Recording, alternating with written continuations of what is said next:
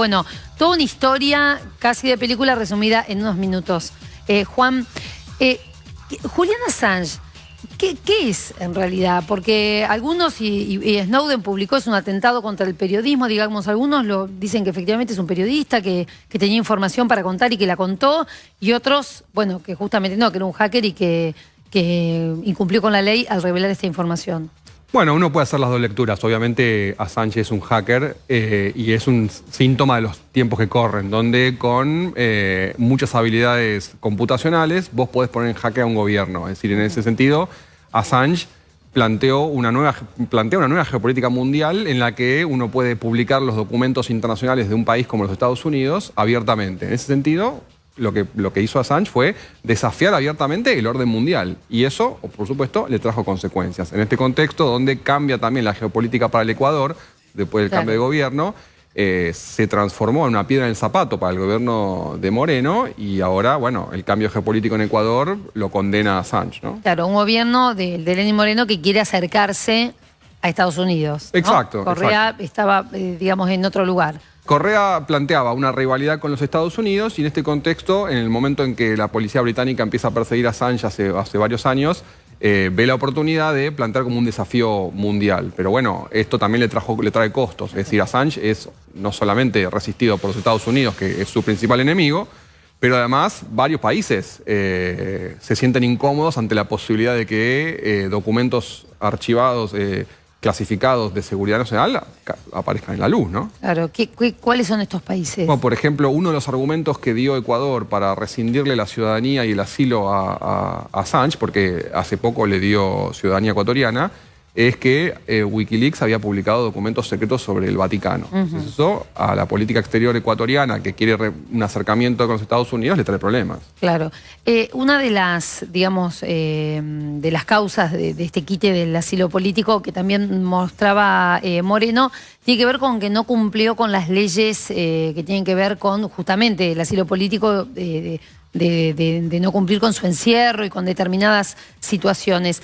¿Esto es un pedido que hace el propio gobierno de Londres o Ecuador per se puede, digamos, puede tomar una decisión no sobre el asilo político, que claramente es Ecuador, sino sobre el incumplimiento de estas normas? No, es decir, Ecuador ya venía, desde que asume Moreno, ya venía como buscando la excusa para sacarse a Assange de encima. Lo último que sale es que Assange había interferido con las computadoras de la embajada, que había incluso agredido al personal de la embajada, que había hecho espionaje sobre el Ecuador, y esta es la excusa que tiene Ecuador para sacárselo de encima. A la vez, sobre Assange pesa un pedido de captura de la policía británica por no cumplir, por haberse fugado en un pedido de comparecimiento por un delito que Assange comete en Suecia. Es decir, estos delitos sexuales de los que hacemos referencia, la policía británica tenía un pedido de captura y sobre ese pedido de captura es lo que lo arresta la policía británica, sobre el hecho de que no fue a comparecer ante este delito. ¿No? Ahí es cuando él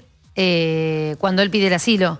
Claro, porque ante la posibilidad de que se lo extraditen a Suecia, Assange tiene miedo de que lo extraditen a Estados Unidos. Claro. Entonces, que son delitos distintos. Y Estados Unidos lo acusa por espionaje y haber publicado informes que amenazan la seguridad nacional. Es el famoso caso de Chelsea Manning, que denuncia la investigación a Afganistán y sobre cuestiones vinculadas al ejército. Eso es un delito. Y otros son los delitos de índole sexual que se le acusan a Assange cuando fue de visita a Suecia.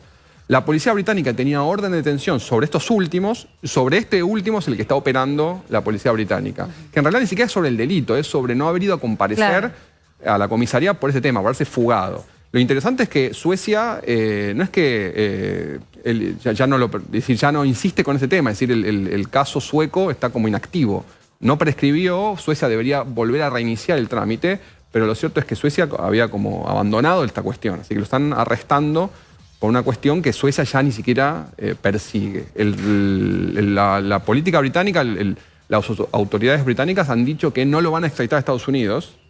Es una especie de acuerdo que se firmó con Ecuador, ¿no? A ningún lugar donde haya pena de muerte. Sí, yo no sé hasta qué punto el Reino Unido va a cumplir con esa promesa, porque hay un pedido de Estados Unidos de extradición y bueno, y hay normas internacionales que eventualmente el Reino Unido tendrá que ver. La pregunta ahí es si va a acceder a extraditarlo a Suecia o a que sea acusado por los crímenes suecos o los norteamericanos. Claro. Y eso, digamos, hay tiempos, ¿cómo se maneja digamos? En este momento está en manos de Scotland Yard, la policía británica, y según Scotland Yard estamos nosotros siguiendo los procedimientos básicos que se siguen en estos casos. Él tiene un pedido de captura y se está evaluando. Yo creo que en las próximas semanas vamos a ver si efectivamente Suecia decide reactivar ese caso. El abogado o la abogada de las víctimas sexuales ya manifestó por las redes sociales que está muy contento de que este caso se pueda reactivar. Así que existe la posibilidad de que Assange finalmente no vaya a los Estados Unidos, sino vaya a Suecia. Donde se supone que el delito es menor en cuanto a la pena, ¿no? Porque en Estados Unidos, si la acusación es la que efectivamente de la cual se está hablando, es la pena de muerte directamente la condena. Podría serlo, no sé si tanto, depende del juicio que le hagan en Estados Unidos. Claro, ¿no? Los cargos que le terminen. Los cargos que le terminen aplicando. ¿Y para Ecuador qué significa esto? Digo, pues es un giro importante. Para Ecuador implica sacarse de encima una molestia que estaba obstaculizando las relaciones entre Ecuador y los países centrales. Es decir, Ecuador no está en una posición económica en este momento tan buena, necesita de ayuda internacional, no préstamos, pero sí, digamos, un mejor clima internacional. Moreno tiene como objetivo también ir desarmando todo el legado de su antecesor Rafael Correa. Y es un cambio radical, es decir, lo interesante es cómo de un día para el otro lo dejan librado a su suerte a Assange. Para Estados Unidos, para Ecuador era complicado resistirse ante la presión del Reino Unido, de los Estados Unidos, de Europa en general, es decir, de alguna manera Ecuador también fue víctima de la geopolítica mundial, es decir, no tenía tantas herramientas para defenderse. Claro. Digamos, ¿no? ¿Cuál es la diferencia entre Assange y Snowden? Snowden hoy detenido en Rusia, ¿no? Exacto. Bueno, Snowden está más directamente vinculado a la cuestión geopolítica entre Rusia y los Estados Unidos. En el caso de Assange no está tan claro cuál es el rol que Assange cumplió. Assange dice que él no estaba enterado de que Rusia era uno de los posibles consumidores de su información.